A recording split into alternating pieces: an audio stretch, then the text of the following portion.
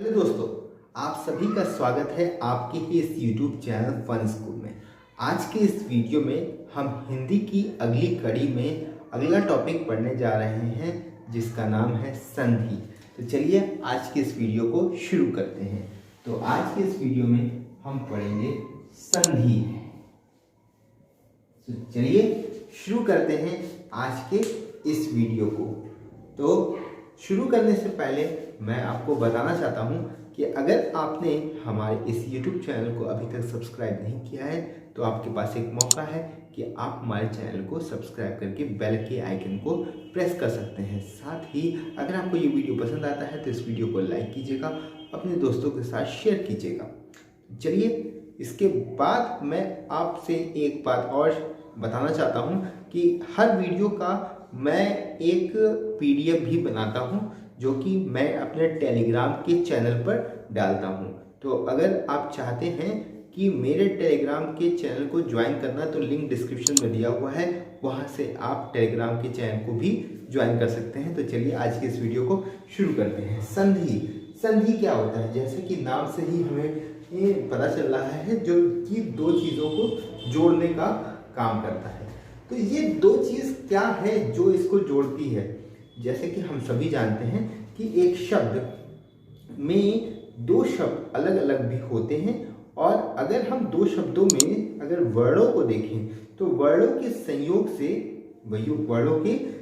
से जो एक शब्द उत्पन्न होता है उसे हम संधि कहते हैं। तो जब दो वर्ण आपस में जुड़ते हैं तो उससे एक नया शब्द बनता है जिसे हम क्या कहते हैं? संधि कहते हैं। संधि को जब दो शब्द एक साथ जुड़ करके उसको अलग करते हैं तो उसको हम कहते हैं संधि विच्छेद। तो अभी हम किसी भी शब्द में संधि कर सकते हैं, लेकिन हम ये भी जानना चाहिए हमें कि इस संधि के कितने प्रकार होते हैं। तो संधि के तीन प्रकार होते हैं। संधि के तीन प्रकार होते हैं। वो कौन कौन से संधि के तीन प्रकार हैं? पहला होता है स्वर संधि, दूसरा होता है व्यंजन संधि, और तीसरा हमारा होता है विसर्ग संधि। तो हमारे स्वर संधि के तीन प्रकार होते हैं: स्वर संधि, व्यंजन संधि और विसर्ग संधि। आज के इस वीडियो में हम लोग पढ़ेंगे स्वर संधि, फिर अगले वीडियो में हम लोग जानेंगे व्यंजन संधि और विसर्ग संधि। व्यंजन संधि और विसर्ग संधि को हम एक वीडियो में ही कवर कर लेंगे, बाकी के स्वर संधि को हम इस वीडियो में कवर करने जा रहे हैं। तो चलिए जानते हैं स्वर संधि के बारे में। तो स्वर संधि क्या होता है? स्वर संधि बेसिकली जो दो वर्ण होते हैं इनमें हम स्वरों का प्रयोग करते हैं। तो अब ये स्वर क्या कौन से हैं? आ, बड़ा, छोटी, बड़ी, छोटा, ओ, बड़ा, ओ, री, ये सभी हमारे किस में आते हैं? स्वर में आते हैं। जैसे कि आपको पता है इनकी संख्या कितनी होती है? इनकी संख्या होती है 11 स्वरों की संख्या। इनका प्रयोग जब हम मात्रा के रूप में करते हैं और उन मात्राओं को जोड़ करके एक शब्द का निर्माण करते हैं उसे हम स्वर संधि कहते हैं। ये 5 प्रकार के होते हैं। ये कितने प्रकार के होते हैं? ये 5 प्रकार के होते हैं। ये 5 कौन कौन से प्रकार हैं? सबसे पहला हमारे पास है गुण संधि। सबसे पहला कौन सा है? गुण संधि। दूसरा हमारे पास कौन सा है? दूसरा हमारे पास है वृद्धि संधि। दूसरा हमारे पास कौन सा है? वृद्धि संधि। और तीसरा हमारे पास क्या है? तीसरा हमारे पास है यड़ संधि। तीसरा हमारे पास क्या है? यड़ संधि। चौथा हमारे पास क्या है? अयादी संधि। चौथा हमारे पास क्या है? अयादी संधि। चौथा हमारे पास क्या है? अयादी संधि। और हमारा एक लास्ट है जो कि 5वां है, वो है हमारा वृद्धि संधि। तो ये कुल मिला के 5 होते हैं। यहाँ पे आप देख सकते हैं गुण संधि, वृद्धि संधि, यड़ संधि, अयादी संधि और वृद्धि संधि। ये कुल मिलाकर हमारे कितने हो गए? 5 हो गए। तो ये थे हमारे स्वर संधि के प्रकार। चलिए अब एक एक करके हम इन सब के बारे में जानते हैं कि कैसे हम पहचानेंगे कि ये गुण संधि, कैसे हम पहचानेंगे कि ये वृद्धि संधि है, कैसे हम पहचानेंगे ये यड़ संधि है, कैसे हम पहचानेंगे ये अयादी संधि है, कैसे हम पहचानेंगे ये वृद्धि संधि है। तो चलिए इसको भी हम लोग जान लेते हैं। तो सबसे पहले हम लोग जानते हैं दीर्घ संधि के बारे में। इसको मैं रख कर देता हूँ। सबसे पहले हम लोग जानते हैं दीर्घ संधि के बाद आप कॉपी और पेन ले लीजिए और जैसे जैसे मैं आपको बता रहा हूँ आप उसको नोट करते जाइए, जिससे कि आपको इजी होगा। सबसे पहले हम लोग जानते हैं दीर्घ संधि के बारे में। कौन सा संधि? दीर्घ संधि।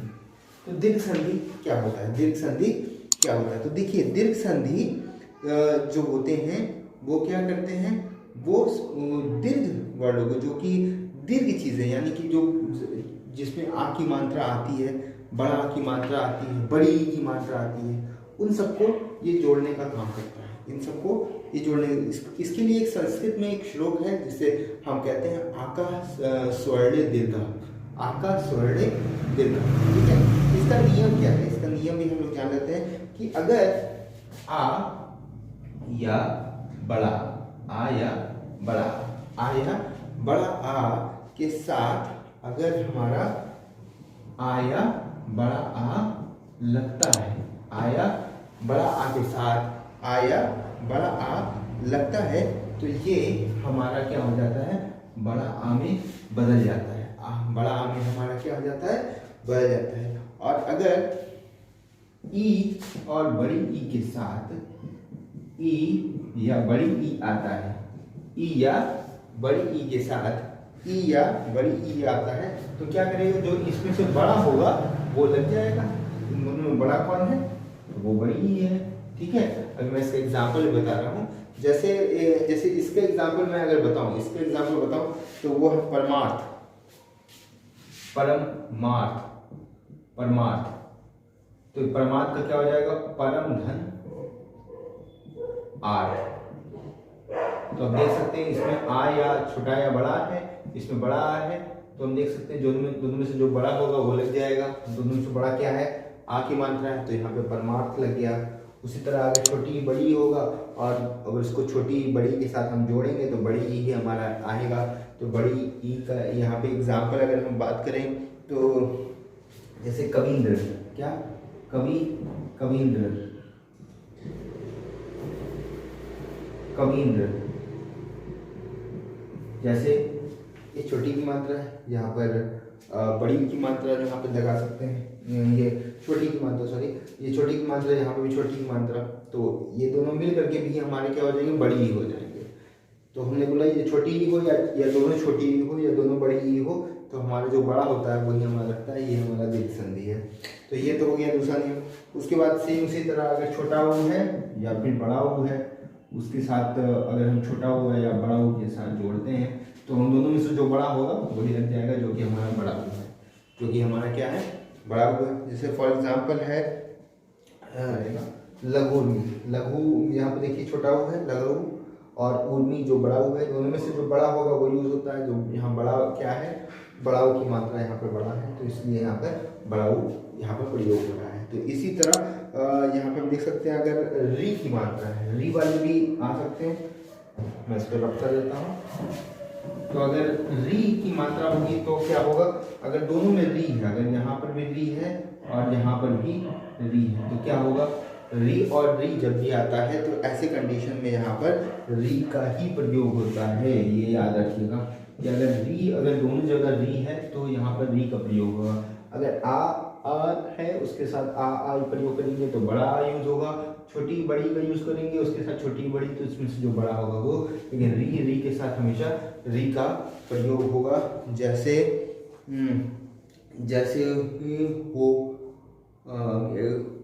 इसके साथ हम यूज कर सकते हैं होनहार। और अब हम लोग बढ़ते हैं गुण संधि की तरफ। तो गुण संधि में हम लोग जानते हैं क्या होता है, इसके क्या नियम है, गुण संधि में इसके क्या नियम है, ये भी हम लोग जान लेते हैं। तो देखिए गुण संधि में क्या है कि अगर हम आ या आ के साथ अगर हम दोबारा से आ या आ के साथ प्रयोग करते हैं तो वो तो वृद्धि संधि हो जाएगा हमारा, जो कि हमारा दीर्घ संधि हो जाएगा। दीर्घ संधि में हम लोग भी पढ़े हैं। दीर्घ संधि में क्या होता है कि जो सेम मात्रा है, जैसे आ या आ है तो वो क्या हो जाता है? आ या आ में से जो बड़ा होता है वो इस्तेमाल होता है दीर्घ संधि में। लेकिन अगर आ और आ के साथ अगर दूसरा कोई यूज होता है, जैसे छोटी या बड़ी यूज होता है, जैसे मान लीजिए छोटी या फिर बड़ी ई यूज होता है। तो यहाँ पर क्या हो जाएगा, अगर आ या आ के साथ छोटी या बड़ी ई प्रयोग होता है तो वहाँ पे प्रयोग हो जाएगा ए। क्या हो जाएगा, ए। लास्ट में मैं आपको एक ट्रिक भी बताऊंगा कि ये स्वर संधि के सारे नियम को आसानी से कैसे याद किया जाए, लेकिन उससे पहले ये नियम जानना भी आपको जरूरी है कि आ या आ के साथ अगर हम ई या ई का इस्तेमाल करते हैं तो वो ए में बदल जाता है।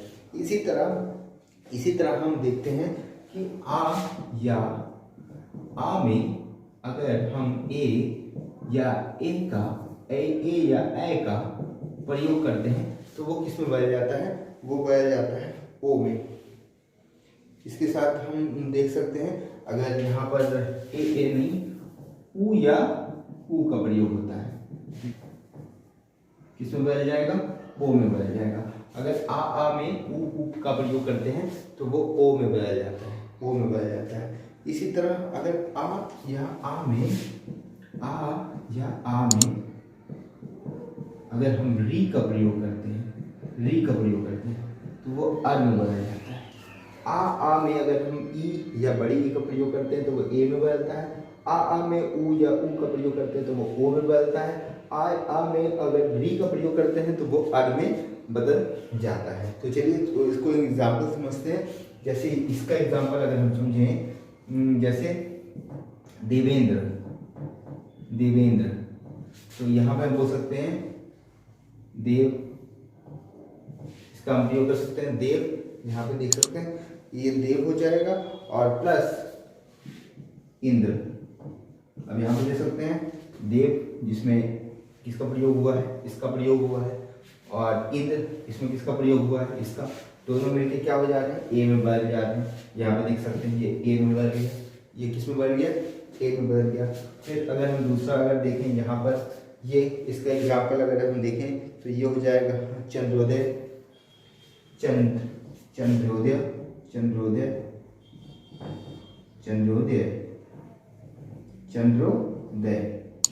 चंद्र धन उदय, चंद्रोदय चंद्र धन उदय। तो यहाँ पे देख सकते हैं चंद्र में इसका प्रयोग हुआ है और उदय में हम देख सकते हैं इसका प्रयोग हुआ है।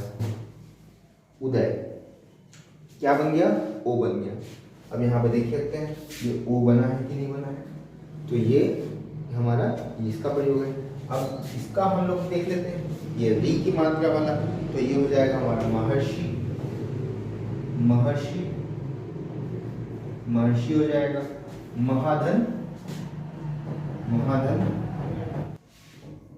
महाधन ऋषि। तो यहाँ पे देख सकते हैं आप, ये है हमारा आ की मात्रा प्रयोग हुआ है और यहाँ पे हमारा री की प्रयोग हुआ है। तो यहाँ पे हम देख सकते हैं ये ह और रा, तो ये आ और रा, आधा रा, दोनों मिलके क्या हो जाएंगे, अर हो जाएंगे। तो इस तरह हम देख सकते हैं ये हमारा क्या है, गुण संधि। ये हमारा क्या है, गुण संधि है। अब हम तीसरी संधि के बारे में जानते हैं। हमारा तीसरी संधि क्या है, वृद्धि संधि है। क्या है, वृद्धि संधि। अब इसमें क्या होता है कि इसको हम संस्कृत में कहते हैं वृद्धि रेचि, जिसमें हम जो मात्रा होती है, जो स्वर होते हैं, उसमें वृद्धि होती है।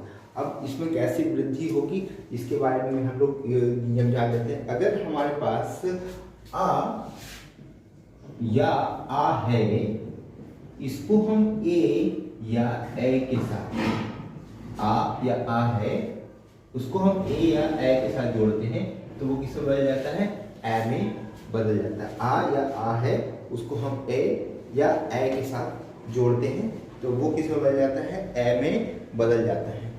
जैसे हम इसमें बोल सकते हैं ततैव,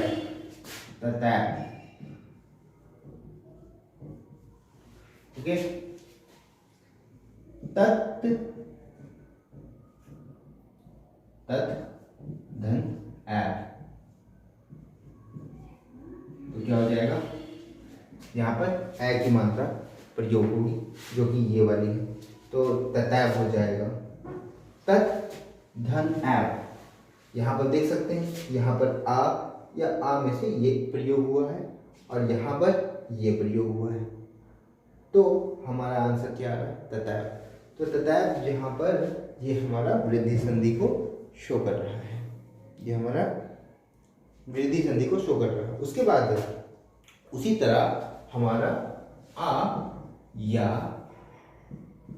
आ के साथ, आ या आ के साथ, अगर हमारा आ या आ है, अगर हमारा आ या आ है, उसको हम ओ या औ के साथ प्रयोग करते हैं, ओ या औ के साथ प्रयोग करते हैं। तो हमेशा याद रहे आ या आ में ओ या औ में से औ का प्रयोग होता है। तो यहाँ पर ये हमारा आ या आ के ओ, अगर हम ओ या औ के साथ जोड़ते हैं तो औ हमारा आंसर आता है। फॉर एग्जाम्पल अगर हम बोले, फॉर एग्जाम्पल हम बोले वनौषध, वनौषध, वन औषध, वन औषध, वन धन औषध, वन धन औषध, वन औषध। तो यहाँ पर वन का में देख सकते हैं, यहाँ पर इस आ का प्रयोग हुआ है और औषध में ये औ का प्रयोग हुआ है। तो दोनों में हम किसका प्रयोग कर रहे हैं? औ का प्रयोग कर रहे हैं यहाँ पर। तो ये हमारा हो गया वृद्धि संधि। अब हम लोग आगे जानते हैं गुण संधि के बारे में। अब है हमारे पास अगला जो चौथे नंबर पे आता है वो है यड़ संधि। कौन सा संधि है हमारा? यड़ संधि। यड़ संधि क्या होता है कि जो भी एक स्वर होगा, प्रथम पद में जो भी स्वर प्रयोग होंगे उसके बाद वाले स्वर में असमान स्वर होंगे। एक जैसे स्वर का प्रयोग हम लोग नहीं करते हैं इसमें। एक स्वर के बाद एक दूसरे स्वर में जैसे जाते हैं, दूसरे वर्ड में जाएंगे, दूसरे शब्द के पहले वर्ड को हम देखेंगे, वहां पर वो असमान होना चाहिए। अगर वो असमान है तो वो होगा ऊ में प्रयोग होगा, री में होगा। अब ई में ई और बड़ी ई हो सकता है, ऊ में छोटा वो बड़ा हो सकता है, और तीसरा क्या चीज है? री में प्रयोग हो सकता है। याद रहे ई या ई के साथ कोई असमान स्वर आता है, असमान स्वर यानी कि इसके समान नहीं होना चाहिए, कुछ और दूसरा हो सकता है, आ हो सकता है, री नहीं हो सकता, क्योंकि ये देखिए यहाँ पर प्रयोग हुआ है। कोई भी असमान स्वर जो इससे मेल ना खाए, जैसे हमने बता दिया एक आ हो सकता है, ओ हो सकता है, ए हो सकता है, इसका प्रयोग हो सकता है। तो ई या ए के साथ कोई भी असमान स्वर हो तो यहाँ पे या हो जाता है। ऊ या ऊ के साथ कोई असमान स्वर होते हैं, असमान स्वर होते हैं तो वहां पर वाह हो जाता है।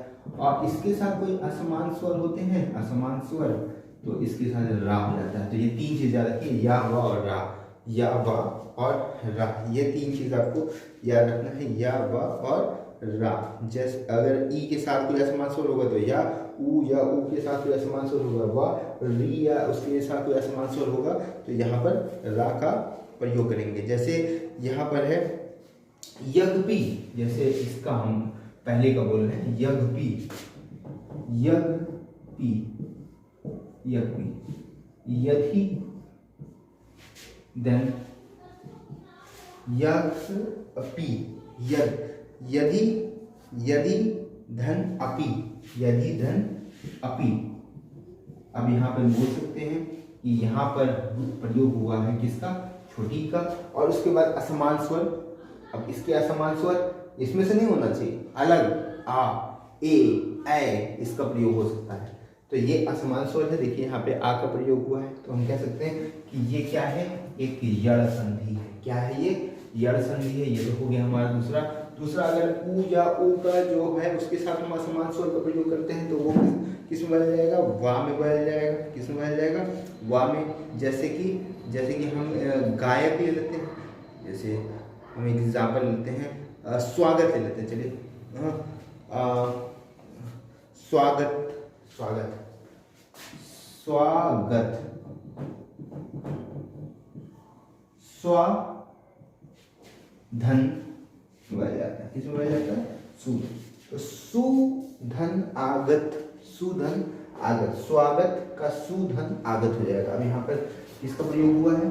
ऊ का प्रयोग हुआ है, और ये जो आ है ये क्या हुआ? असमान स्वर हुआ, इसके सेम तो नहीं है ना, असमान है, तो यहाँ पर ये क्या हो जाएगा? यड़ संधि हो जाएगा। क्या हो जाएगा? यड़ संधि हो जाएगा।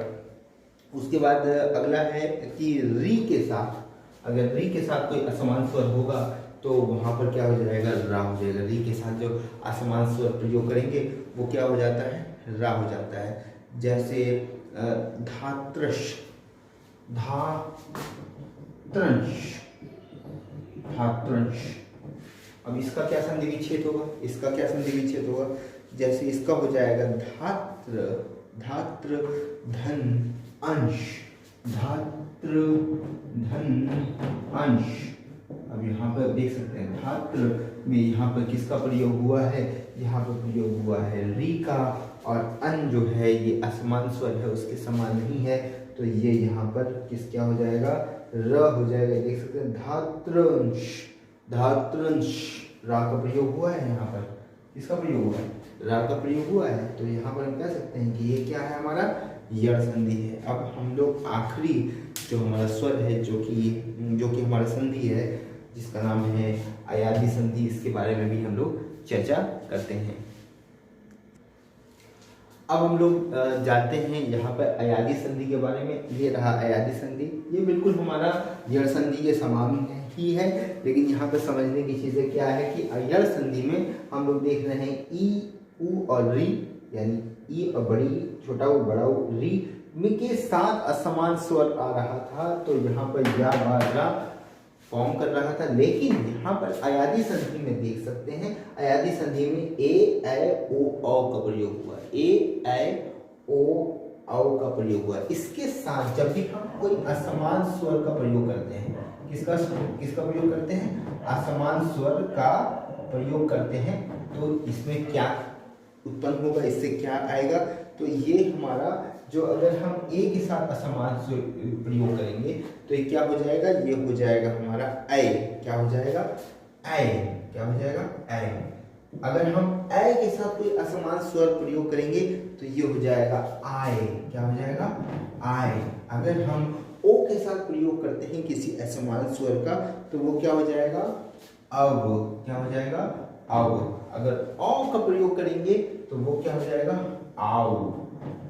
तो हम देख सकते हैं ए के साथ अगर असमान स्वर आएगा तो ऐ हो जाएगा, ऐ के साथ कोई असमान स्वर आएगा वो आय हो जाएगा, ओ के साथ कोई असमान स्वर आएगा तो वो औ हो जाएगा, औ के साथ कोई असमान स्वर आएगा तो वो आव हो जाएगा। चलिए हम इसको एग्जाम्पल से भी यहाँ पर देख लेते हैं। चलिए इसको मैं रख देता हूँ।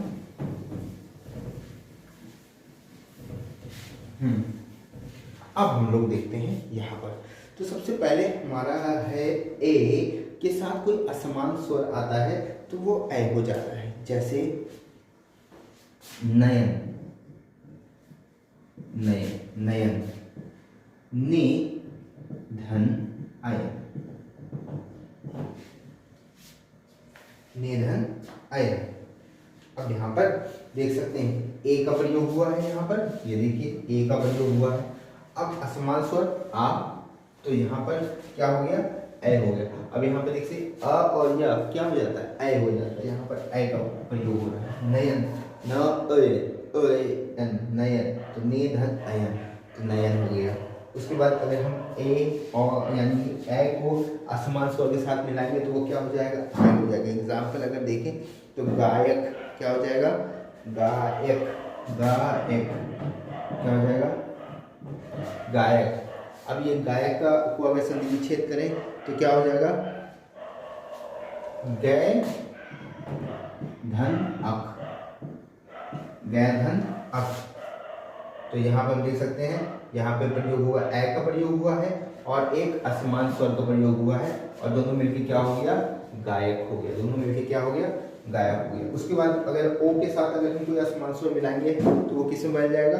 औ में बदल जाएगा। किस में बदल जाएगा? औ में बदल जाएगा। जैसे कि